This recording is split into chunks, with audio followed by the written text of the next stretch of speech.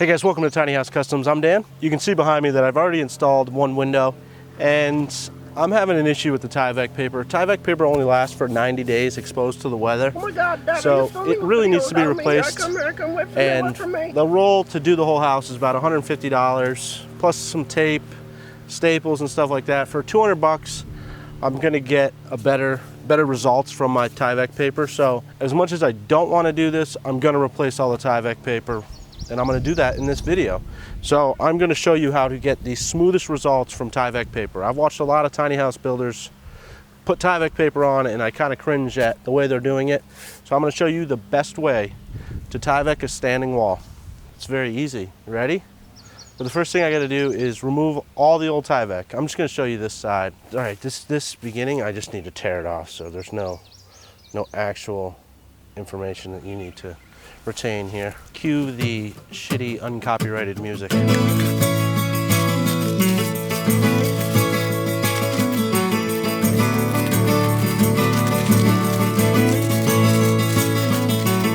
sticky summer's day in Shepherdstown, an eagle in a thermal is a circling around like a tire on a bike rolling down Columbus Street. But Katie got a little look of hope in her eyes and her arms unfold and she looked to the skies and said, I'm gonna learn to fly around with you, yeah. She jumped up high and she fell to the ground and skinned her little knee and made a horrible sound. She got right up. This is why I would not recommend doing the build like I'm doing it, but because of budgets, I can't build it the way I should build it. So I have damaged the plywood pretty significantly, but it'll be all right. So what Tyvek does is it allows your house to breathe. It doesn't allow bulk water to go through it. It'll allow moisture to go through it, but it also allows moisture to exit it. So it doesn't make your house watertight, but it helps your house. So it's definitely something that you need to put and you should put. Now this is not a paid for video by Tyvek, but I would definitely encourage you to get Tyvek paper versus big box store brand paper. Big box store has a different type of stuff. It's more of a weave, and personally I don't think it's good. It's like using a blue tarp. Everyone knows blue tarps leak over time. So Tyvek paper is more of an engineered product for this application. So spend the few extra bucks and get Tyvek paper. And if you're doing a tiny house, get the 9-foot roll, $150. And you can do your whole house with it. So you'll have extra, but it's better than buying those 3-foot rolls. You ready? So you want to start at the bottom and work your way up so that all your pieces of Tyvek overlap each other in this direction. You don't want water to get in behind Tyvek, so you want to overlap it correctly. But what I'll do is I'll start up top and then I won't staple that bottom few inches, so I can tuck it up underneath it and then staple this over the top of it. So I'm just going to start up here. Now, there is no upside down type thing with Tyvek paper. I always like to install this stuff so that the word Tyvek is in the correct direction. Looks nicer, looks more professional. So just open the roll up so you can see which way the words are going before you start. Generally it's from right to left. I think that goes with all the rolls, could be wrong. So I'm going to start up here. I'm going to give myself about 2 feet of slack to wrap around the front. Ready? This is the most important step right here.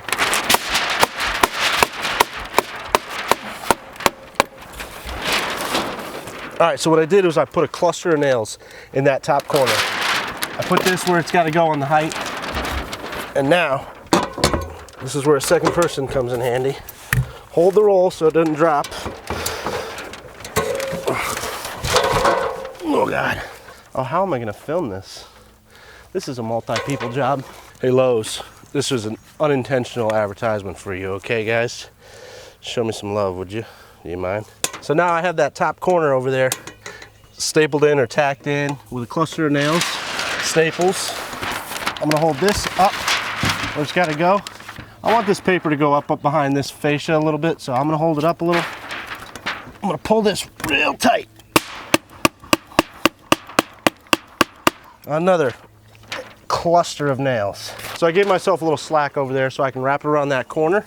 I'm gonna come into the middle, into the top. And I gotta keep in mind I got a window right there. Don't want to hit that. They're expensive. I'm gonna bring this up so that I have the same amount of material here that I do on that other end. Another cluster, not as big. Now that I have the top tacked in 3 spots, I'm gonna come down in this bottom corner, pull it tight, and I wanna watch for wrinkles. See these little wrinkles in it? If I go really hard, I'll get all those wrinkles. I want a happy medium. Put one, I should probably put a couple more, but that'll work for now. Come down here, do the same thing. And then right below that middle cluster, I'll pull down here. So now that that's good, I can just go and staple.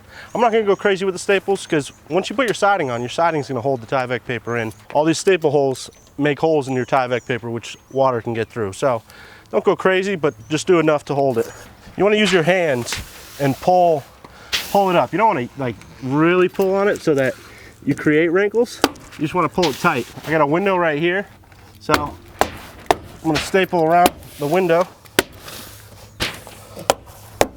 Don't hit the window. Now everything that I'm doing, I'm trying to pull all the wrinkles that are in it out. So I've got a wrinkle right here. I won't be able to get it because this sill's sticking out, but that's okay. It's not the end of the world. But I'm gonna try to pull this down to this corner right here. Put a couple there. That window definitely screwed me up because it's sticking out. Again, keeping my nails about 1 foot up. So I can fold this up and I can put a piece of Tyvek paper under there. Internet, don't hit the internet. If you live in a really windy area and you're gonna have this Tyvek paper exposed for several days, I'd put more staples. I would stay away from the nails with the rubber or plastic washers. This is a hammer stapler. I think it was like $30 or $40. I would get this over one of those squeeze thingies. This is much easier. Oh, OSHA's here. Now I'm gonna take a piece of a little wood and shim it. Basically take this extra piece and stick it up behind there. All the way down the whole thing. Personally, I would have taped that if I hadn't had my fascia on before, but make sure your fascia goes over the top of your Tyvek paper. It'll help with water issues, which I'm having. And then the last thing you want to do is cut out for your windows. In the next video, you're gonna see that I do cut my plywood out different ways. I'm gonna show you 3 different ways of doing it. And then your Tyvek paper, you're supposed to have it hang in and have all these things happen, but I'm not gonna do it the conventional way since these are not conventional windows. If water gets past the system that I'm gonna install, then I'm screwed either way. So I'm not gonna be rolling my Tyvek paper inside. So I'm just gonna cut it flush with the RO that I have.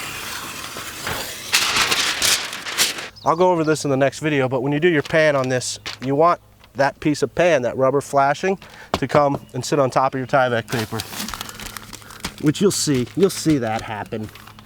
And then I'm gonna seal this up with some really thick tape, except for that right there. It's really good. And the only reason that happened is because that sill was sticking out.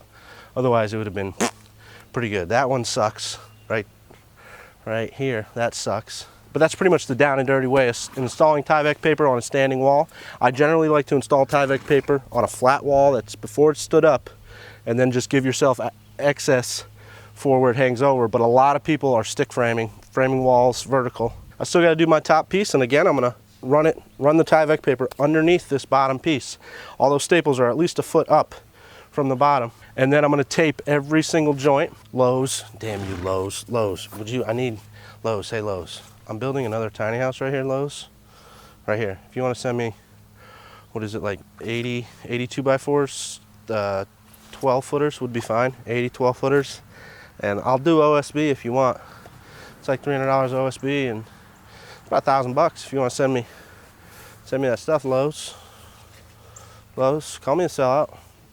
I've been called it before. Oh, that looks good. I'm gonna go tape that window. I'm gonna tape it up real good. So let's recap this real quick. Put a cluster all the way up top. Pull it all the way out. Do the entire thing. Don't put any staples in that. That's how you'll get wrinkles. Pull it tight, cluster in the top again. Come back right into the middle and make sure that that is running as straight as possible. Use your plywood joints, use your fascia, use different things for references so you know it's running perfectly straight. Once that's good, come down to your bottom 2 corners, pull those tight, staple those in the middle, pull that so it pulls the wrinkles out of it. Don't pull stuff too tight so that it creates more wrinkles. And then go back and put in staples all the way around your windows, and then really every 2 feet. You don't need a staple more than 2 feet. And make sure that you overlap all your Tyvek paper. Generally, I would have ran the whole thing around it, but you end up creating more wrinkles by doing that. Wrinkles are a bad thing because if you ever do snap lines on your Tyvek paper, those wrinkles will cause your chalk line to get all jaggedy and stuff. So smoother that is, the better it's going to be for you in the long run. And it also looks good. I used to work for a builder, and he would make us take it down and redo it. And he hated when you installed it upside down, which I agree with. All right, guys. Thank you for watching. I hope you enjoyed this video. If you're new to my channel, make sure you hit that subscribe button. If you want to help support a fully fan-funded build, which is right here, it's happening. Check out my Patreon page. The link's going to be in the description below. $1 a month, you'll get advanced access to all my content, and all that money is going to go towards a project that I'm going to eventually release onto YouTube, but it'll be much slower than my regular videos because that project's not going too fast. But that's fine. The more Patreon supporters that I end up with, the more projects I'll be able to produce, because these videos are not free to make. I spend a lot of money. I spend between $100 and $3,000 per video that I make. And $3,000 would be the trailer video. That's kind of cheating, but generally they're about $100 to $500 a video. So check it out, description below. Click on it and then become a monthly contributor. It's just $1, just one coffee. So Monday morning, don't have a coffee and join me on Patreon. It's perfect. Maybe not Monday morning, that would kind of be mean. But Friday morning, you don't need to be awake at on Friday, it's okay. So yeah, your Friday coffee that you were gonna have, don't have it and be a monthly contributor. That would be awesome. That would be great. Holy shit, man, that would be awesome if you did that. Wow. I'm on a diet, so stay tuned. We're gonna slim down in the next 3 months. My goal is 30 pounds. I've been vegan for a week. Vegetarian mostly, but I had an egg. And as always, make sure you hit that like button. Leave your great knowledge that you have down below in the comment sections for other people to learn. I guess sometimes they do, most of the time, no, they don't. But anyways, I will see you on the next video. That looks good though. You see that window in there? Ooh, sexy. Sexy window. Man, it's gonna look sick as fuck when it's done. Yeah, it is. Stop with your vulgarness.